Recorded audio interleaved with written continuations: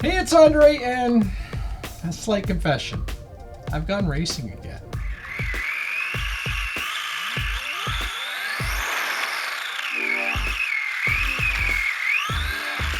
That's right. How would I frame this? I don't know.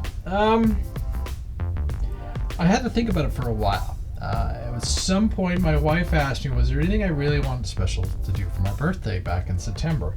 I was feeling pretty crappy at the time. There was a lot going on, and I want to do something for me. And if that makes any sense, I was craving a new personal technical challenge that kind of filled a bunch of different parts of my life.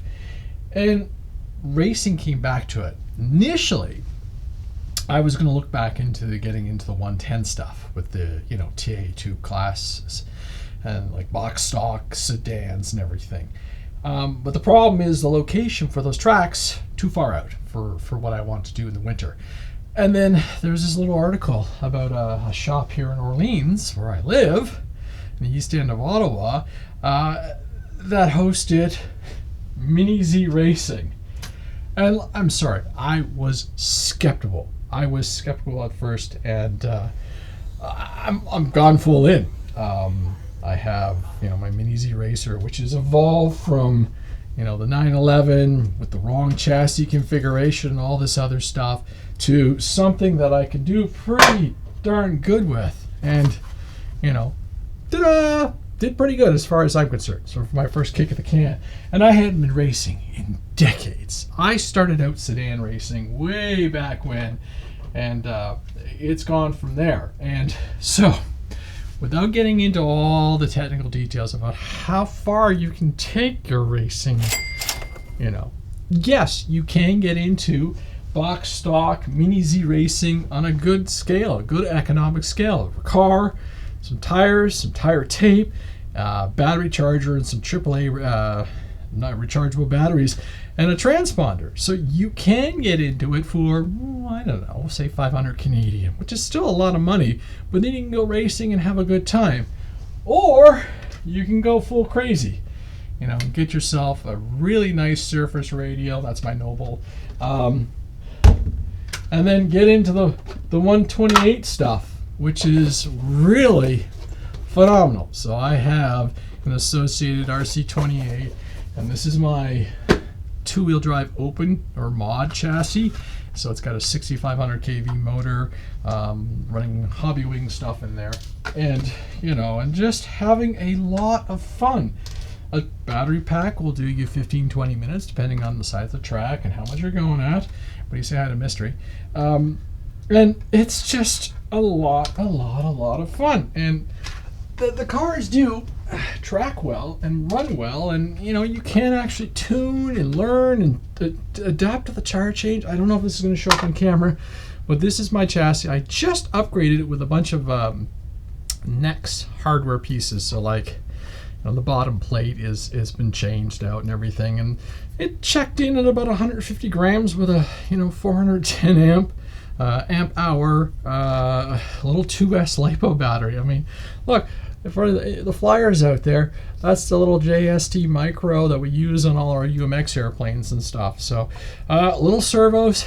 This stuff isn't cheap, but once you get the car going, and comparatively, tires aren't too expensive, and you get a compound range and all the rule sets. Well, I'm lucky enough to where I am. We've got two tracks. We've got a small shop track that we hang out at, and then the larger one that we run with the GFX series, which that's where the B-roll was from. And the track changes, the layout changes, so. From a driver's standpoint, the challenge is there. From a setup standpoint, the challenge is there. From understanding the conditions and evolving, and then the whole driver learning environment. So you can see why I kind of got sucked into it, because it kind of checked off all these boxes for me. And I've really been enjoying the experience. I love flying. I want to go flying again. But baby, it's cold outside, and I'm tired of being cold. So this is where I stand right now. Look, if you want to see content on it, let me know. If you don't, Doesn't matter to me, right? I'm going to have my fun and I'm going to enjoy racing as much as I can. But I've been doing things like, learning to paint better. And I still suck at painting, but I've got the airbrush out and I've been playing with that. And so the next couple bodies will be exclusively done with the airbrush as I have fun. And, you get to personalize it, like, look at that. There's the little cat, zapped electrocuted cat, high voltage racing, right? So I'm just having fun. You can be expressive and you beat the crap out of the bodies, you repair them, right? And so, and what you can do in the classes and everything is pretty cool. Box stock is limited. We're stuck with some pretty annoying limitations, but we're working on that. And then there will be things like down the road, a 3D printed F1 car. This class is hilariously fast and amazing to watch everybody race in. I'm working to get my chassis together. I've been 3D printing and testing. Sorry, I'll throw the link in for the designs of who did this and everything. Steve, amazing work. And I'm waiting on a chassis, and eventually I will break into that category as well, just to have some fun. Whether I'm any good at it, I don't know. So, without making this video too crazy long, as I said, if you want more details about the box stock stuff and some of the equipments and everything, let me know. Happy to try and do some tutorials with that. If not, stay tuned for more racing footage, I guess. I'll try and throw some stuff together with that camera car as I evolve that whole setup. That video I did, that was just like a camera on the car, super top heavy as you saw from the barrel rolls and everything, but still kind of fun. It's kind of neat to see. I'm working on some other stuff with that group and everything to have a little fun. So again, I'm Andre. Merry Christmas, Happy New Year.